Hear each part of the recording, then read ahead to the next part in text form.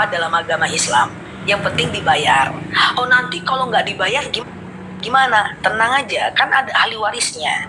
Terus kata Pak Ustadz, ada loh arisan tuh nggak boleh. Yang nggak boleh itu adalah arisan yang ada unsur ribanya. Apa itu unsur ribanya? Contoh, kalau telat arisan bayar nanti kau kena denda, kamu kena denda misalnya. Atau arisannya itu lelang. Lelang itu adalah siapa yang mau dipotong lebih banyak, maka dialah yang dapat. Misalnya nih 10 juta, aku 9 juta, kawanku bilang 8 juta, kawan lain bilang 7 juta, maka yang 7 juta lah yang dapat. Itu baru haram.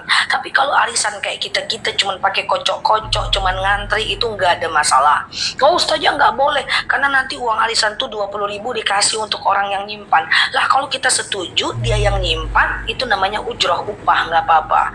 Oh, Ustazah nggak boleh, kenapa? Nanti yang arisan itu nanti dia akan traktir orang. Lah kan itu sedekah ya, jadi arisan tuh hukum asalnya nggak apa-apa. Ustazah, kalau pinjam uang di bank jelas riba ya, jangan dilakukan ya. Ustazah, apakah ada karma dalam Islam? Aku nggak terlalu ngerti apa itu karma, tapi ada satu dalil yang bunyinya begini. In ahsantum li anfusikum wa in asatum falaha. Kalau kita berbuat baik kembali kepada diri kita, kalau kita berbuat jahat kembali kepada diri kita. Apakah itu karma? Ya, aku juga nggak terlalu ngerti. Tapi intinya apa yang kita lakukan akan kembali kepada kita, ya kan? Oke, Zah bikin video yang dibaca saat imam baca kunut. Ya, udah sering sih aku buat untuk kunut. Iya. Nanti aku buat lagi ya.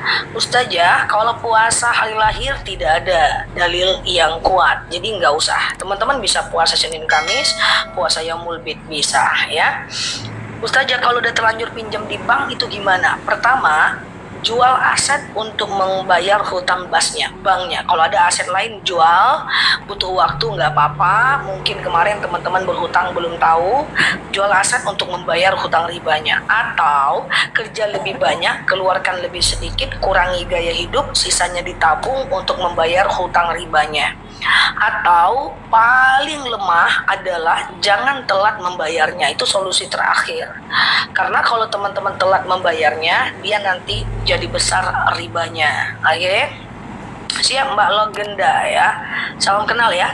Ustazah, saya biasa wudhu setelah sekalian mandi, jadi belum berpakaian. Gimana?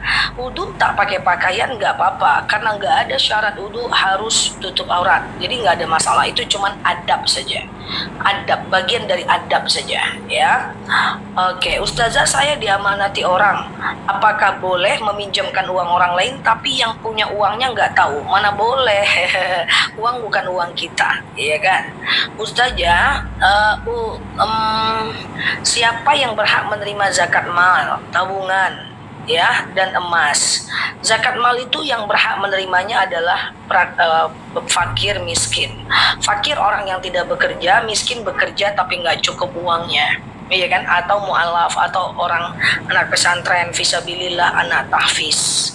Kalau zakat penghasilan dikeluarkan setiap bulan kalau bisa. Selagi penghasilannya di atas 7 juta, wajib keluarkan zakat 2,5%. Kalau 10 juta berarti 250.000, kalau 7 juta berarti 175.000. Tapi kalau zakat emas, tunggu dulu emasnya mencapai 85 gram. Kalau belum 85 gram tidak usah dizakati ya. Ustazah, berarti semua produk bank haram dong? Tidak bisa kita hakimi, kita lihat dulu produknya. Contoh, ada produk namanya sukuk retail Mbak, ada namanya sukuk bond retail Mbak. Nah itu dia syar'i, walaupun dijual oleh bank produknya. Jadi teman-teman harus paham tuh, produk-produk itu macam-macam ya. Ada deposito, ada reksadana, ada obligasi, ada indon, ada surat berharga negara, macam-macam. Kita lihat dulu akadnya untuk menentukan apakah dia sah atau tidak, apakah dia boleh atau tidak. Bank hanya sebagai mitra, dia bukan pemilik. Kalau pada SBN surat berharga negara, nah itu panjang, nanti kita harus buat kanal keuangan satu. Siap Mbak Amilin ya. Oke, gitu ya teman-teman ya. Ustazah, itu madhab Imam Syafi'i Pak Priyo. Kalau Bapak baca semua buku-buku sholat madhab Imam Syafi'i, semua kitab sholat Imam Syafi'i menganjurkan sholat sunat awwabin Pak. Ya, silahkan dibaca di buku manapun ya tentang sholat sunat awabin. Itu sangat digetoli oleh kita yang oleh beberapa orang yang bermazhab Syafi'i dan boleh disiarkan ya. Kalau ambil perumahan, betul, ambil perumahan itu riba. Nah, kenapa riba itu nggak boleh? Kenapa kredit mobil itu nggak boleh? Kenapa kredit rumah ke bank itu nggak boleh? Dengan berat hati aku coba jelaskan gini, kenapa kenapa riba itu nggak boleh ya, kan kayak gitu kan. Siap Pak Luki, kenapa ya riba itu nggak boleh gitu ya. Pertama, pinjam meminjam itu adalah konsep tolong menolong yang harusnya memudahkan, konsep ta'awun gitu ya, tolong menolong. Nah, sementara konsep pinjam meminjam yang ada ribanya itu keluar dari konsep tolong menolong. Pertama, udah ada ribanya, oke. Riba itu kan harganya naik pas kita bayar. Kedua ada dendanya, iya kan? Kalau telat denda. Yang ketiga, kalau nggak sanggup bayar, mobil kita, rumah kita dia tarik, tapi uang yang udah kita angsur nggak dia kembalikan. Itu sebab dia riba, oke? Makanya tidak bisa negosiasi, iya kan? Itu riba. Halo Mbak Neni. Nah, dalam dalil juga dikatakan wa halallahul bai' wa harramar riba. Jadi gitu teman-teman ya. Jadi kenapa sih dia riba? Kenapa sih nggak boleh? Kenapa sih ustadz nggak membolehkan? Karena dalam fikih muamalah dia keluar dari konsep ta'awun. Nah, gitu jawabannya guys, ya kan? Nah, gitu. Itu jawabannya.